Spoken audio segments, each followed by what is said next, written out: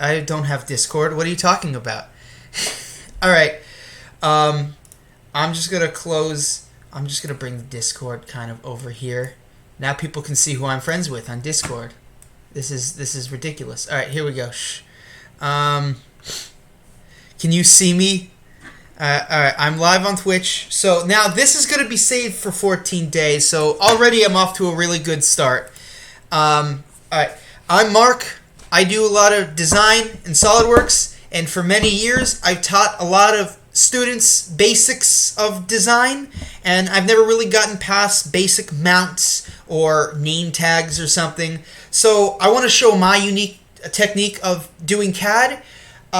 It's sort of a tutorial, but it's more of I want to get used to teaching the ways of thinking CAD and not really CAD yourself. So if you're already familiar with it, you can sort of follow along. Otherwise, really think about what I'm doing rather than the specific buttons I'm pressing.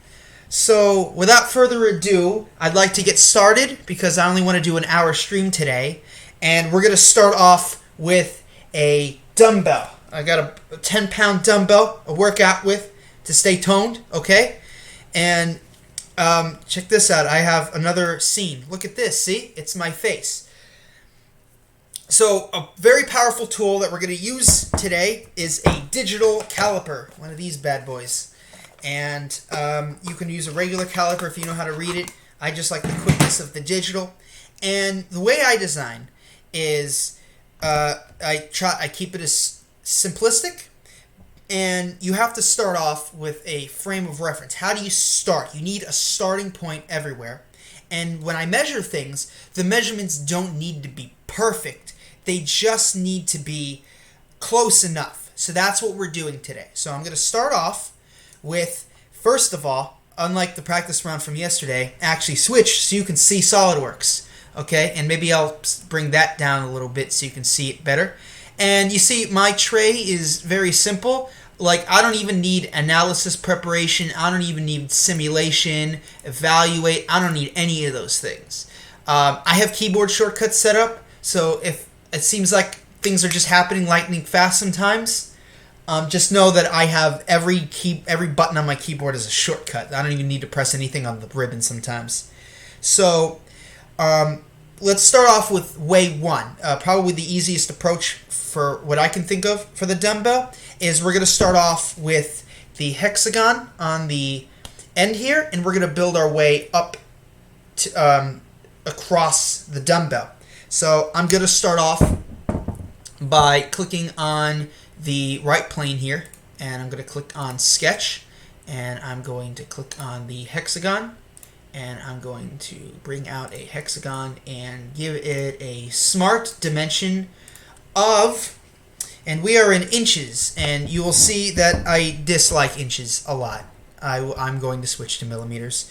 So I'm going to take it and measure my dumbbell, which comes out to around 78 millimeters. It's like 78.4, but doesn't matter to me. So what we're going to do is we're going to go to 78, and we're going to type in millimeters and press enter. And I'm going to quickly go to the bottom, switch my settings to millimeters.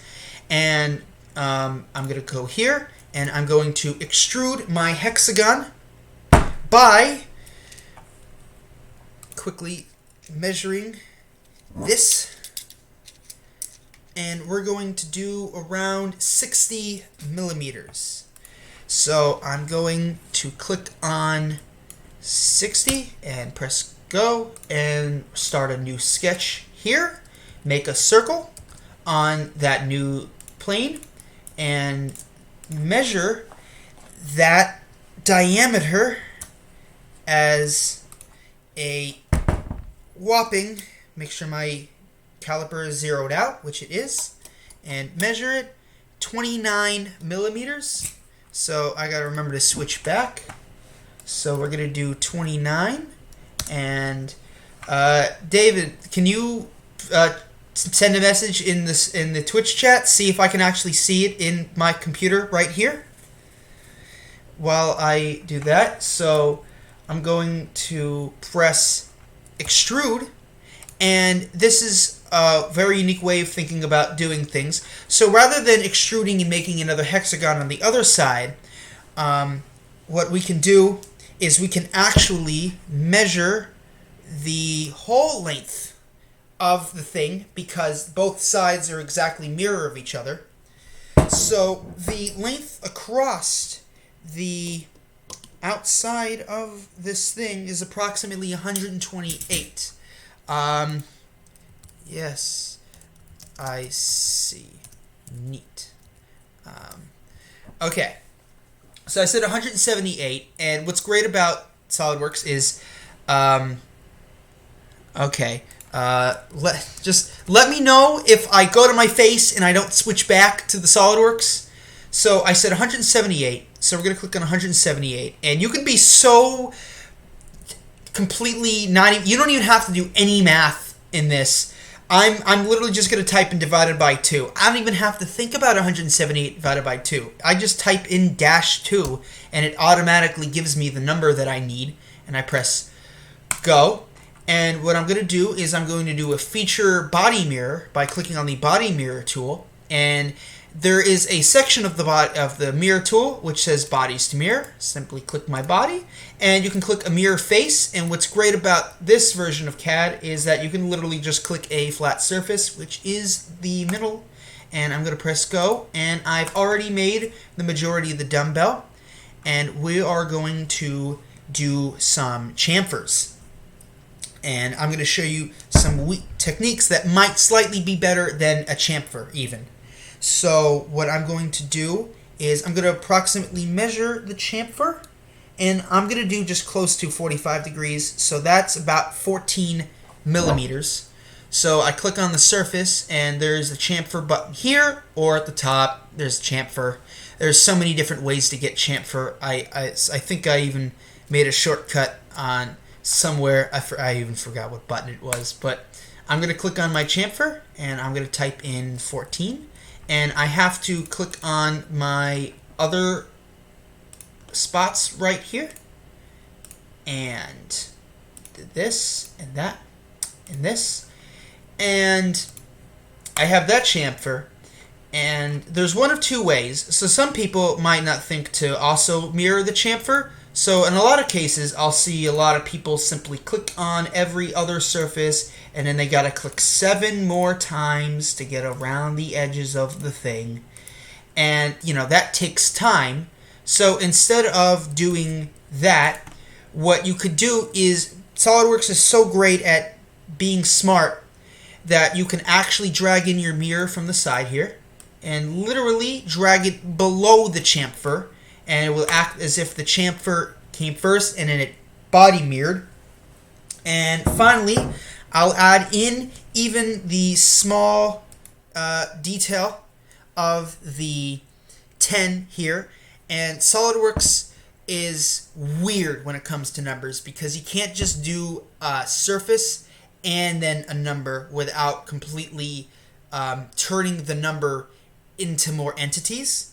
So what we're going to do is we're going to click on any other surface, which right here, okay? I'm going to click on this. I'm going to click sketch, and I'm going to click offset, and I'm just going to do some number, 3. And it's outwards. I simply reverse it, press go, do a cut. I'm also going to do a cut of 3, bring that in, and we've got that. And as you add more features, you can always keep dragging that mirror down if you add more features. I know in the past when I first started CAD, I would add a feature, then click mirror, then add a feature, then click mirror. And you had like 3 or 4 mirrors when you could have literally dragged down a single mirror. Boom, copies to the other side. That's good. So I'm going to click on sketch, and now I'm going to make a line as a reference to my number that I'm going to do. And I like to make it a construction line, and in sketch there is a number, and I'm going to click on the use document font, uncheck that. We'll just go with something like, okay, we'll keep it at 3.175 millimeters to show you. But basically I'm going to type in 10, and you see how it defaults to that construction line, but it's way too small. So by unchecking my document font, and so don't worry about if you can't follow along if there's like a future version where some things have been moved around or you're in a different CAD program. Usually the numbers can be different within a lot of CAD programs, but for this one, the weird thing about it is I'm going to make that 20 millimeters, and that 10 is good. I know it's not like the exact font of my dumbbell, and it's not the exact size and it's not centered, but remember, we're here to think about design, not worry about the specific details everywhere. So I'm going to go back and I'm going to press this, and I'm just going to press my extrude, and I've made my 10. I think we can go back, and I think we can right click on our sketch here, and there is dissolve sketch text. So if you dissolve the sketch text, you won't be able to change the text later, but I could have done the extrude cut in a single feature instead of two features where I cut and then I extrude out. So this is all like the specific bells and whistles of SolidWorks, but I can show you really quickly how I can, again, offset, 3, reverse, go, add a number, 10. I gotta add a line for reference. Whoa, what just happened? And I'm gonna just do for construction, do this, type 10, use document font, set that to 20, right? Repetitive things. And then what I'm going to do now is I'm actually just going to press right here, dissolve sketch text, and it changes it to actual entities. So now it'll actually be done where if I click on my cut, I have to specify those two areas, and then it allows me to do it in like that. But then I lose the ability to change it to 20 or something. So it's just the way SolidWorks wants to go. Otherwise, I wouldn't have been able to do it. So there's like just two styles of doing that. But I want to show some other very unique ways to really think about how you can approach a certain problem. So not just how I did the dumbbell, but what if I wanted to do something like I wanted to approach it like this. Maybe it's not the best way to do it, but it's a different way. So again, I'm going to start off with a sketch, and I'm going to do a right plane sketch, and I'm going to click on the hexagon here, and I'm going to set it is in inches again. My program is defaultly inches, but that's fine. So I'm going to set it to I really forgot what I had already set it at before. I think I said 78. So, okay, hold on. I have to remeasure. There we go. Loop. I did say 78. So I'm going to make it 78 millimeters. And then I'm going to do something that you didn't expect, which is press E. And I'm actually going to click something called a midplane, which it brings it out in both directions, and you tell it the total direction. And what's great is because you're doing midplane from one of the main planes, it's going to be already a mirror. So I'm going to measure the entirety from side to side, and I do not have, my digital calipers do not go that far. I have a ruler over here somewhere. A longer ruler, there it is, a tape measure, and it's 9.5 inches. I know I said I don't like inches, but it's like the tape measure is in inches. I'm going to type in 9.5 inches, and even if you have it default a certain way, you can always just type in a different unit. And so again, I don't want you focusing on the exact technique or exact buttons I've pressed. Focus more on, look at how I'm trying to really master this geometry. So my base is that I've made the whole thing a just giant hexagon. And what I'm going to do now is I'm going to go to the right plane again and do sketch. And I'm going to set a circle here that is the exact same diameter. I believe last time I said 29, so it is 29. So I'm going to set it to 29, and I'm going to make another circle, and this one can be just bigger than everything. So this one is never really specific size. So I'm going to press my cut, and I'm going to do a mid-plane cut. So it actually makes the shaft of it from the middle out. And so, again, I said the whole thing was 178, I believe. So I'm going to remeasure. Oh, no, I said it was 78. Hold on. 78? No. Oh, because my thing keeps resetting. So, hold on. What did I set it at before? So let's just press here. Let's go back to the previous one. And we did a cut extrude of 8. Okay, we did 89. So that's what I'm going to do.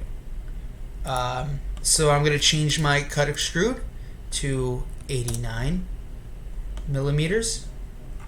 And we are good right there. That looks a little bit off to me. What did I do different? I said it to 9.5 inches. Yeah. Hold on. Now I'm a little lost. Alright, 89 millimeters. Oh! I set it to 89 because that was half the length. Yeah, so I was right, 178. So I'm going to go right here, and I'm just going to quickly edit my part to 178, and that is more like the style we need. I still feel like it's off for some reason. Why does it feel like it's off? You know what I'm talking about? Hold on. 178 millimeters versus from left side to right side is 298. But this one, I set this to 241. Huh. We're just going to change the value. There. That looks more like what we've already had. So I'm going to show you some interesting thing. What if you don't want to like chamfer like a bunch of times? Like you have to click on each individual entity. There's actually a very cool technique you can press where you click on the side, sketch. You can convert the entities. So all the entities are there. And then all you have to do is just press extrude. And I'm going to do a 14 millimeter extrude. But you can actually extrude at an angle. So I'm going to click on a 45-degree angle. I'm going to do that. And I can do the exact same thing here, where I basically sketch that, convert the entities. It converts the outer entities. Do that, 14, bring it here, 45. So that's just a technique where you don't have to click on every single entity. If you know that every side is basically a chamfer, you could always just do an angled extrude depending on your current geometry. And I know that looks a little bit wompy. We can always just bring it slightly down to the point where we take away 14 times 4. So that way it'll be roughly the exact same that it needs to be. So wait, you'll see. It's just my way of thinking. So I'm going to take away 56 from this. So I'm going to just minus 56. And you see you got that. And look at that. And all I got to do is just click mirror. And the only thing I really should be mirroring is my this and this across a face plane of the right side. And click OK. And ooh, what on earth happened there? What?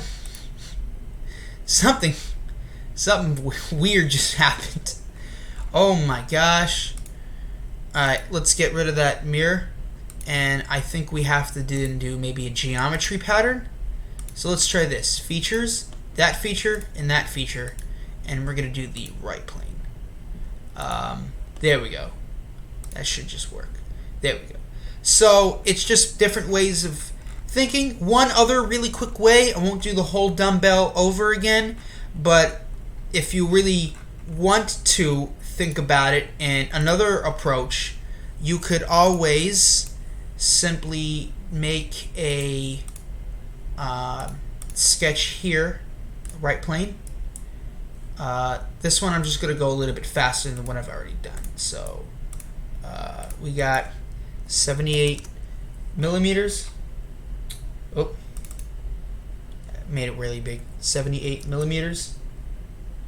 Why is it not changing at all?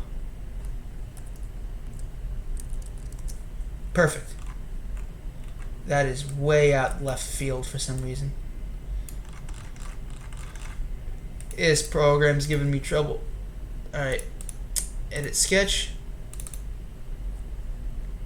78. There we go. And the entirety of the length of just this one particular section that I have right here, before you get to all the chamfering, that length is roughly, I have to zero out my calipers. They're old, sometimes they reset to 0 when I'm measuring. So that's going to be about 38 millimeters. So I'm just going to press this, and I'm going to do a 38 divided by 2. And then finally I'm going to do a sketch, convert entities, extrude 14 at 40 degrees, 45 degrees. And then all I have to do is just click features, mirror plane, that one, and I want to do a bodies to mirror, and I want to mirror that whole body, and it makes that one thing. So not the most practical, but you can think how you can make half of that part, make that a mirror, make one other half of the dumbbell, make the rest of it a mirror. So there's really many different approaches, many different styles. People, while I'm not going to make it the rest of this style, some other people might think to simply start off maybe at the front plane. And maybe they try to think of the dumbbell as this particular two-dimensional. Did I quickly not go to SolidWorks? David, you were supposed to tell me if I wasn't on SolidWorks. No, I knew this would. I just did a bunch. Where did you go, dude? You didn't warn me. Hold on.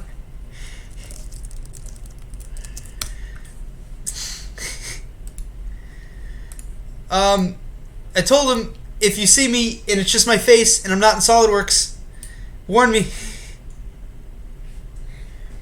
Did I just design a bunch of stuff with just my face on the screen? You didn't warn me? Alright, so here's just another really quick approach. People can simply look at it from this perspective right here. So maybe someone wants to draw it where they draw like a bunch of lines, sort of like this, where they go out, over, around, over this way, and around. And then they try to make like a mirrored effect like this, where they'll make a construction line, and you could literally just mirror in within the sketch, and then bring that out. Mid-plane, was it 78 millimeters? So some people might like approach the dumbbell from this perspective. Not the most practical at all. You'd have to be doing a bunch of extrudes, which would be defeating the purpose. So not every approach is like the best approach, right? Instead of thinking it like looking at it from this style, they started off looking at it like this and seeing how it's the same pretty much all around with that circle in the middle. So there's many different approaches about how to think about how should my geometry go. Where should I make the parts to pattern? Do I only go full throughout the shaft of the dumbbell, or do I make half of it and mirror there? Where could it... I mean, you literally could have split this whole dumbbell in half this way and tried to mirror it that other way, which would have been a weird way to do it. Like, I'm trying to think about how to... okay, yeah. It's fine, dude. The approach that I'm going to roll back so you can see what I was explaining when I just had my face there. You see, I just made a hexagon. I then brought out an extrude at an angle, and then I mirrored it about itself. I did a body mirror. And then here's where I could just, add the shaft. Right, people can get very fancy with the way the ergonomics of some of this stuff can work, but there's that way to approach it. Let me think. I don't know why someone might do this. So they might think of it in terms of splitting it in half this way. So try to find the make a line here. Just basically, I'm just deleting a lot of the geometry here. So then people can make that middle line right there a rotation line. And there's this whole thing where you really could have just done a revolve, and you could have just revolved across this line, and you've made a dumbbell with perfectly circular one without the hexagons. But it's like if you want to add the hexagons, then you got to do like an extrude cut or something. You can always just add a hexagon right in the middle of the circle. So let me get one in the... Where is the center of this circle? There it is. See? So I could always just bring a hexagon here and in a giant circle around the outside there. Get rid of that excess line. Just literally do a cut through all.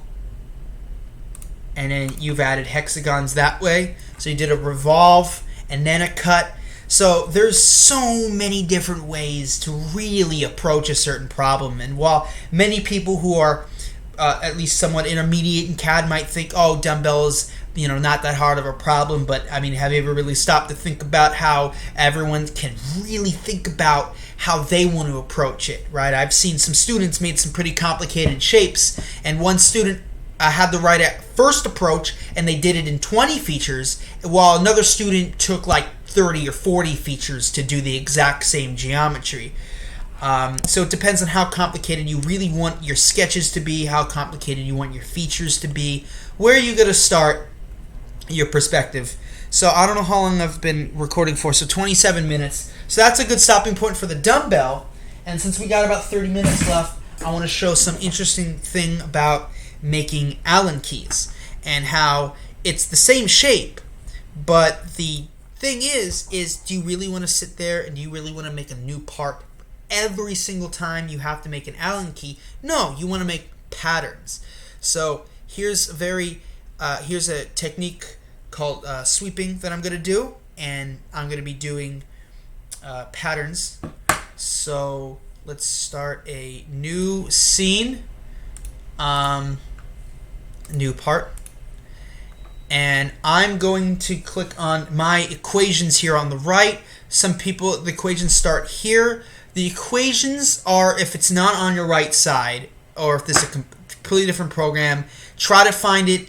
I think to get to it in SolidWorks, it's Tools, Sketch Tools, and I believe it's somewhere, or Sketch Entities. Sketch Tools. I do not see the tool here. It is hidden, isn't it? Anyways, mine's right here. My equations are to the side. So you can worry about finding it on your own. But let me show you something. So there are 4 major parts of this that I want changed. I want to be able to pattern the fact that the hex head actually changes size, the actual short leg changes lengths, and the actual long leg changes lengths. And I can't stress this enough about not needing to be perfect, but being close enough. So what I'm going to do is I'm going to start off with my 7mm one. And I know it's 7mm because it says right so on the thing. Let me switch to SolidWorks before I forget that I'm here. So here's my variables. I'm going to call it the I'm going to call it just hex. Okay? In quotes, hex. And I'm going to name... Okay, it says invalid. Why is it invalid? Invalid dimension. Okay, hold on. Quote. I'm going to delete that and act like... Okay, hex. End quote. Invalid dimension or global variable. Okay, hex key. There we go. It won't let me name it hex. That's a very interesting thing about SolidWorks. So I'm going to name that 7 millimeters. I'm going to press OK. And I can't stress enough how much I have to switch back to millimeters every time I start a new part. So let me go back to my equations, and sure enough, it's even here on the left now. And you can even see it right here. And so I'm going to manage my equations, and I'm going to call my global variable short leg. And I'm going to give that a value in a second. But for now, I believe the short leg is from doing this yesterday. Is around 45? No, 40. So it's around 40 millimeters. And I'm going to do the long leg, which is a long leg. And I'm going to be doing equals to, and let me measure my long leg of my hex key, and it's about 96. So equals 96 millimeters. And I'm going to do a fillet, the curved part, known as a fillet, over here. And I'm actually going to add my fillet within the sketch because it's important to the sweep feature. So I'm going to add a new variable called fillet. And this one I'm already going to, I'm literally just going to make it twice as big as our hex head key. So the smaller it is, the smaller it needs to curve around. So I'm actually going to be equal to, quote, hex key is times 2. And it also needs to be divided by 7. The reason for that, wait, no, it's already 7. So if I multiply by 2, it'll be 14, which is good. It's the others that need to be divided by 7 because I wanna have a ratio, and you'll see in a second. So see how that's 40? I'm actually gonna be setting it to hex key times 40 divided by 7.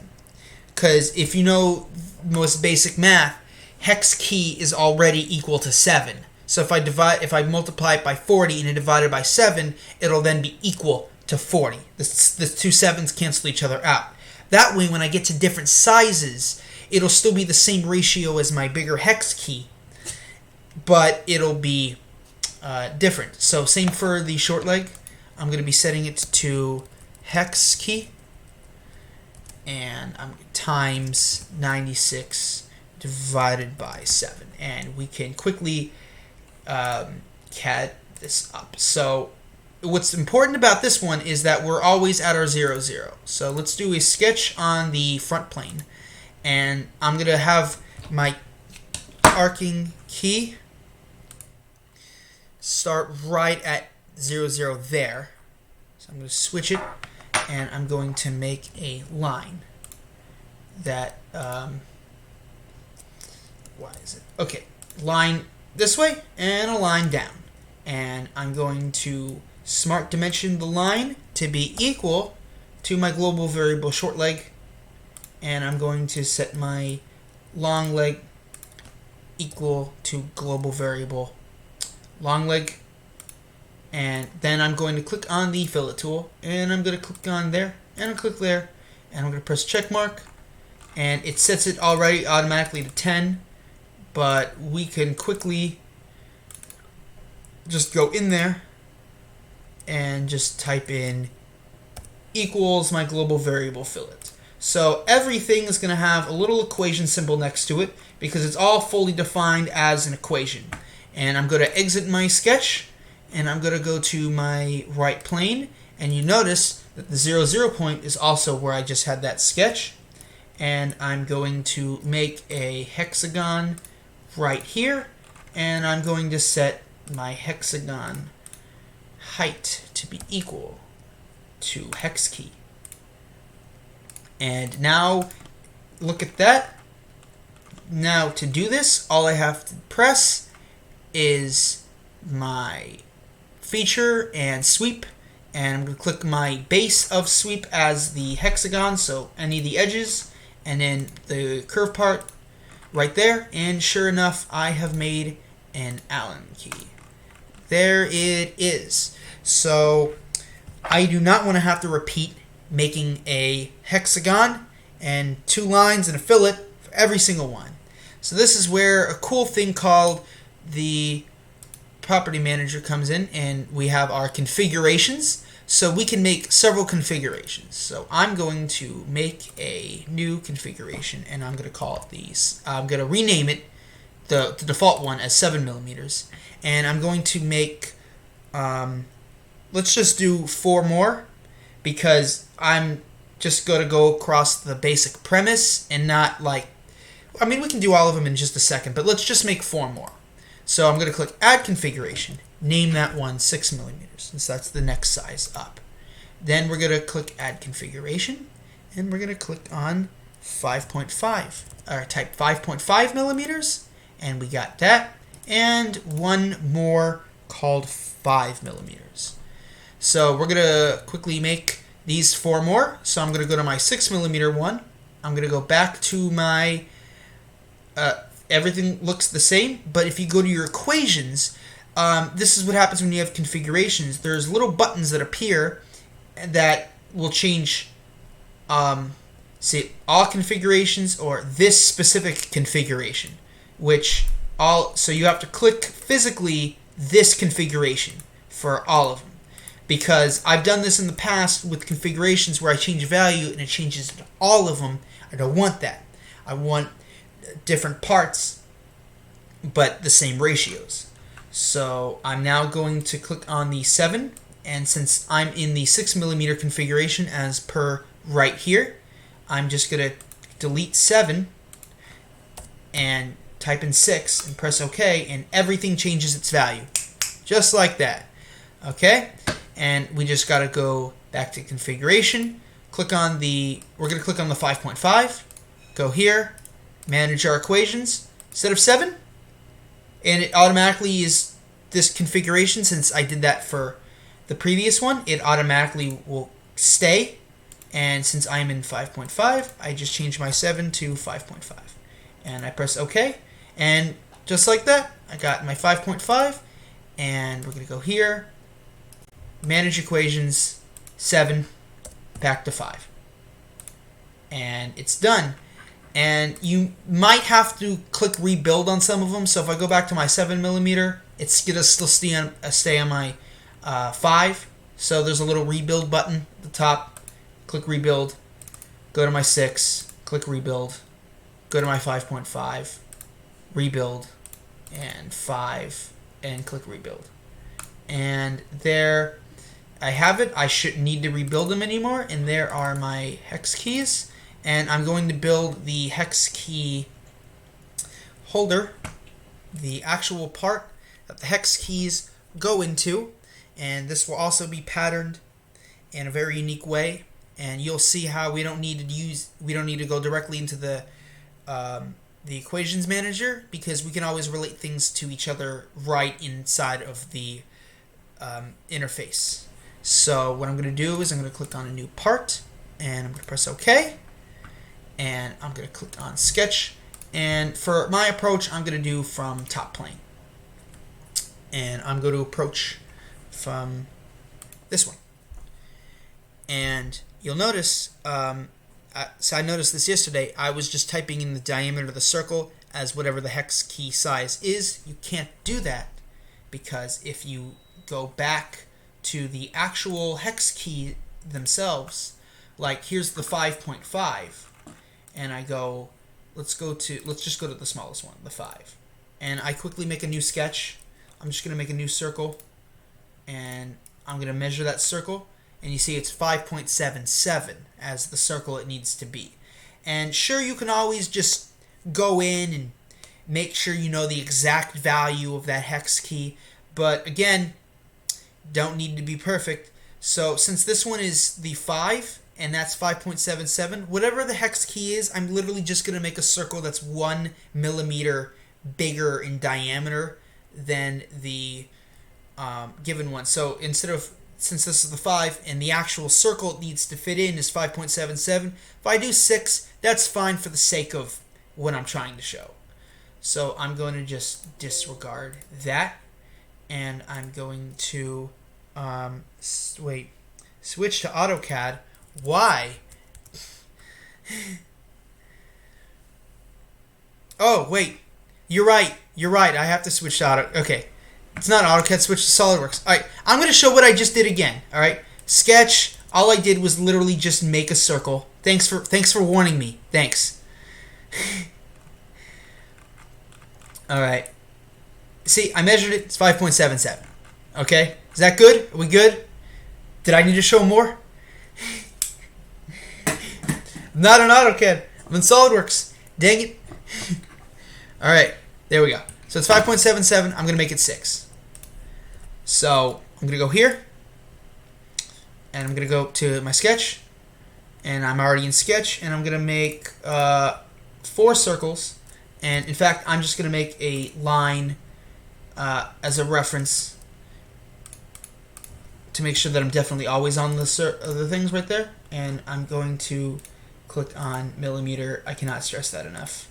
Alright, so the first circle, I'm going to make it equal to, what did I say, 6 millimeters? So let's do 6 millimeters. And I'm going to do something very interesting with all of them. So just in case I want to change the specific sizes, rather than going into every single one, I want to relate every single one to the first circle that I make.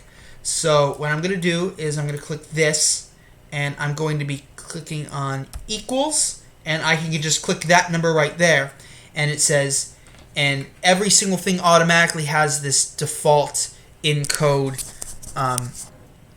variable attached to it. So this particular one is in quotes D1 sketch 1, as in my first dimension. So I'm going to click that, and I'm just going to type in plus. Since it's going from 5 to 5.5, I'm going to add an extra half. Okay? And now I'm going to do this one. And this one is going from 5.5 to 6. So all you got to do is just click this one now and just do plus 0.5 for this one. So what's great now is that, let's just say I wanted to start at a smaller number. All I got to do is just type in 5, and it automatically changes all of them, which is a great way to do things if you really take the time and think about how you really get to set up your geometry. Everything is always related to each other, and also the circles need to be a certain distance away. So I'm also going to do that. So what I'd like to do is I want the number between them to be half a millimeter greater than the bigger number. So I'm just going to click this, click on that dimension, and do 0.5. See? Like that. And I'm going to do the same for this one, from there to there. And it's going to be equal to the 7 plus 0.5. Okay? There we go. Perfect. So I'm going to add the one more. And so this was the 5, 5.5, 6, and then 7. So all I got to do is just type in this one, and I'm going to do it as equal to the previous one plus 1. Okay?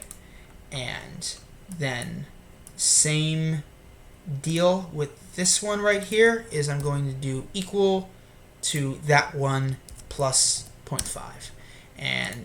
And yesterday, when I was practicing this for the first time, I wanted to go really fast, so I didn't even think to plan to add the dimensions, but it's all relative to one another. And you can always just go back, and if you want to make a specific dimension, you can always just click it and just write whatever number you want.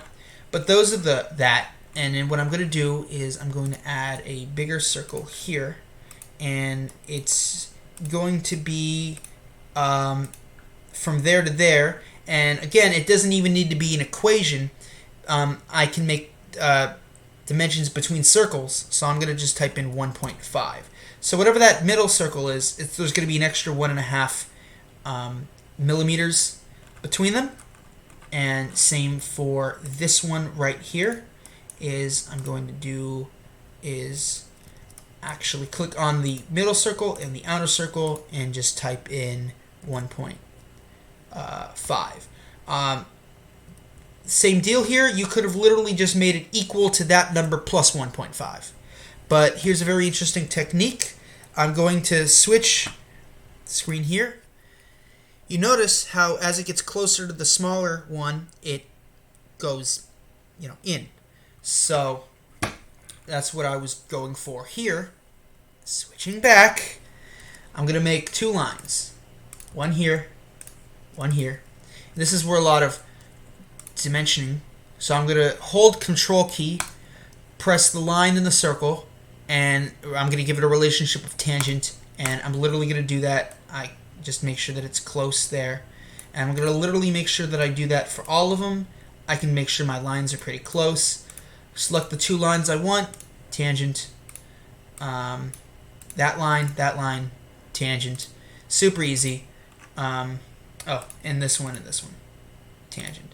Now, this is where I'm a little bit unorthodox because there are smarter ways of doing this, but I like the power trim tool, where I just pretty much swoosh. I slash through all my geometry with the power tool. I literally just click and hold the mouse, and I just go through it. So I'm going to click my trim function, and I'm going to go over here, and I just click and hold slash. See? Get rid of that line, get rid of this line. I want to get rid of these lines right here. So slash these lines. See? Gone. Okay? Same for this one. This, that, just cutting on my lines. Slash. See? And it fully enclosed it, which means that it's perfectly watertight, my lines. Nothing's overlapping.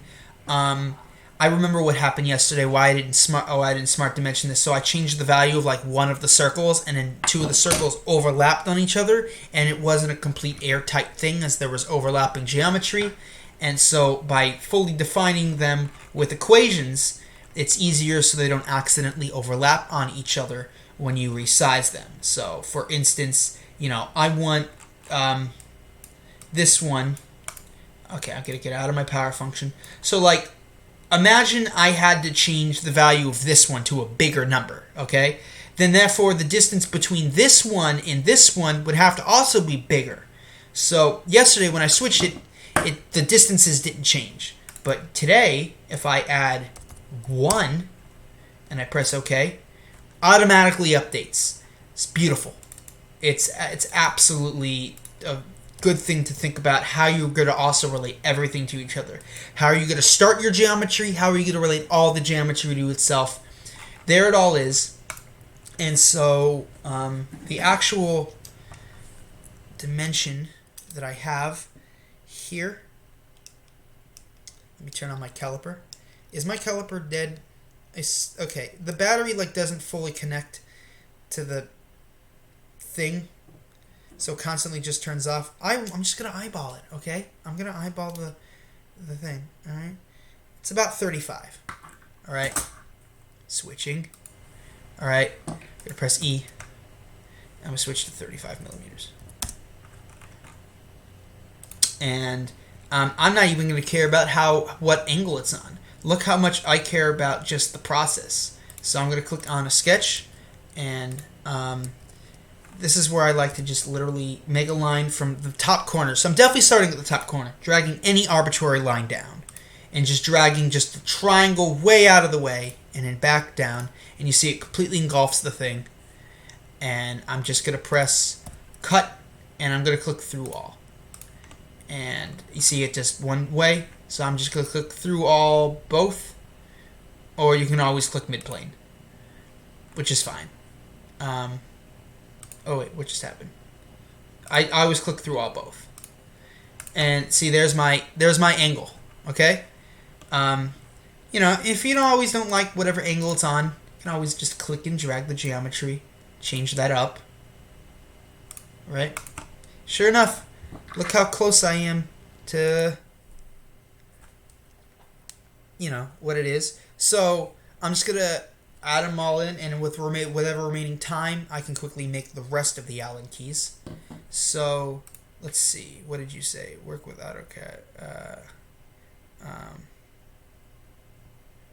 Okay. So let's see. I'm going to go make and I have to name these parts. So I'm going to do File, Save As, and I'm going to call it the holder, and I'm just going to replace it. Okay, because that was just practice from yesterday. And same thing with the Allen key. So I'm going to exit this sketch. I am switching it. Okay, I was just naming files. There's nothing to see with naming files. Alright, discard changes to sketch. Yes.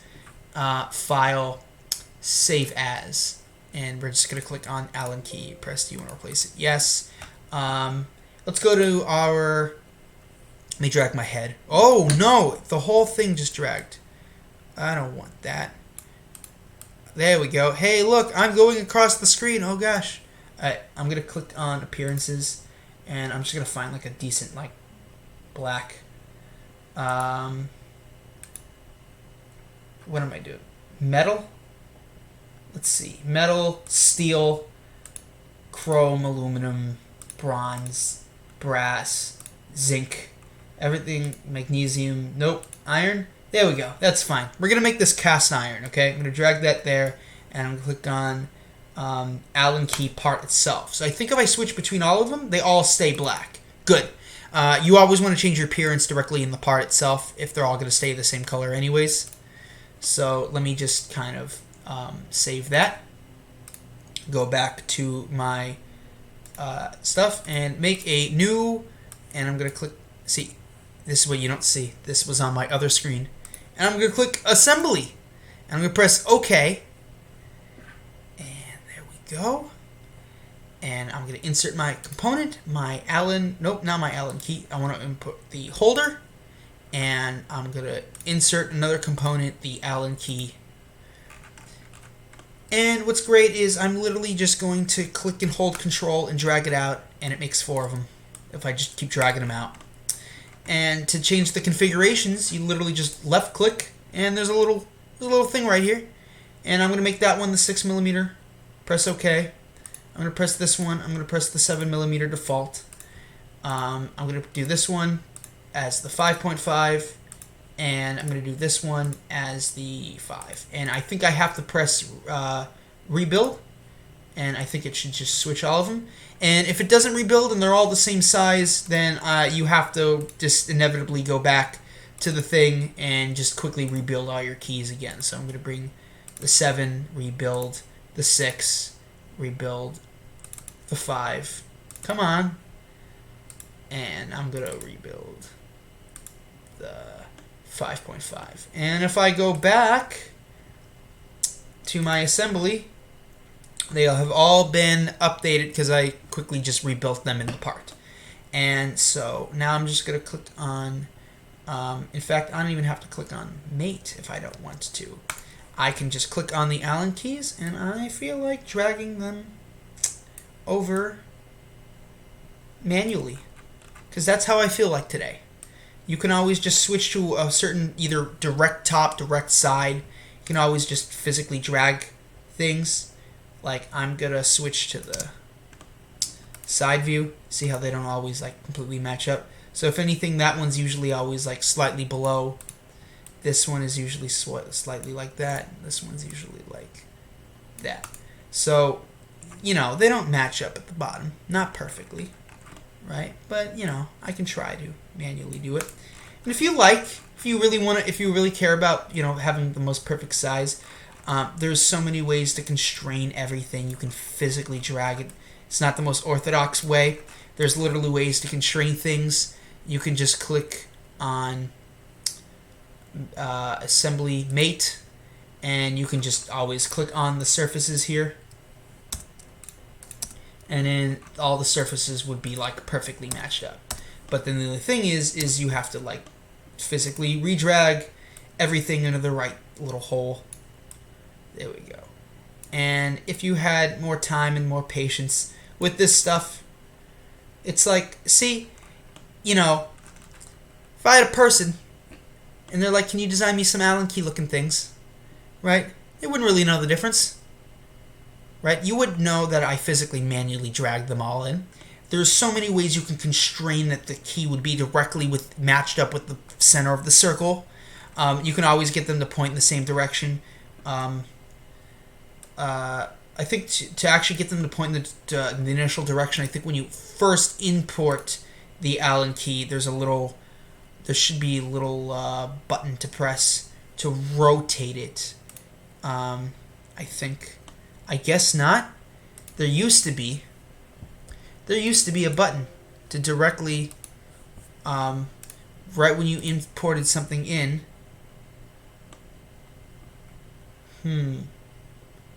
I can't click on that. That is weird. Anyways, so if you do want them to face a certain direction, you know what? How do you actually rotate these? There is a really easy way to rotate them. I think I can. I don't want to, but there they all are. And if we want to add, fusion is just a cheap tactic to make weak Allen keys stronger. Okay, sure. Oh, it's zinc. It's actually zinc. Okay, fine. You want to play that game of making them all zinc? Let's do this. Zinc. Yeah, but all the zinc is white. Why do I have like? What is the actual surface if it's not like it's a different finish. The point I was trying to make is that you can't really tell the difference.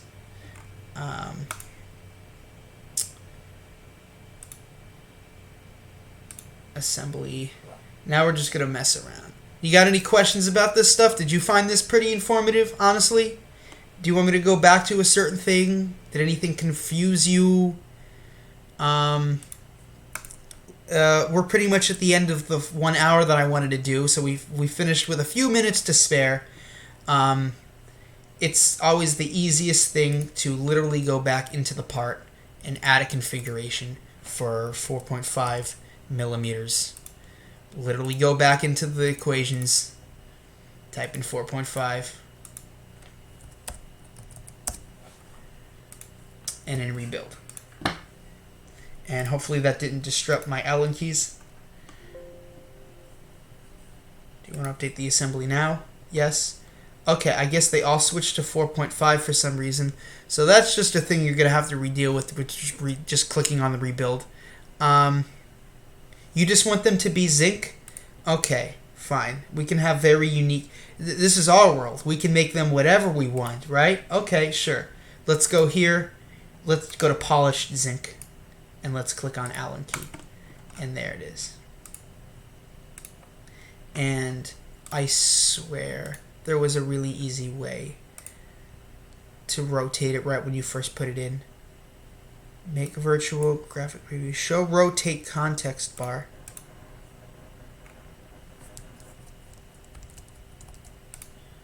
Like if I right click it, there's a fix, copy, move, sketch, evaluate, assembly, reference geometry, show hidden components, move component, rotate component. The thing about it is that I have to click on about delta XYZ. There we go. So I can click on this part and I can rotate it across the Y90.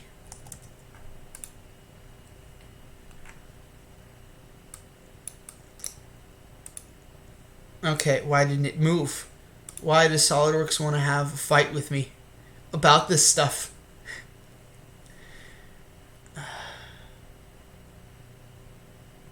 Rotate component. Alright, that's it. I'm going to do a free drag. Okay, look. Close enough. Perfection. Just freeballing. Just freeballing it, man. So that's all I wanted to show off today with a few design things. Hopefully you and maybe any other person who just watches this stream learns a thing or two about what it takes to design, ways of thinking. Anything else? That's pretty much it. I'll see you guys in the next stream whenever I decide to do this next. Now I'm going to go check if this actually gets saved for 14 days, or I also just did another one where it's just going to be lost forever. Okay? Bye-bye.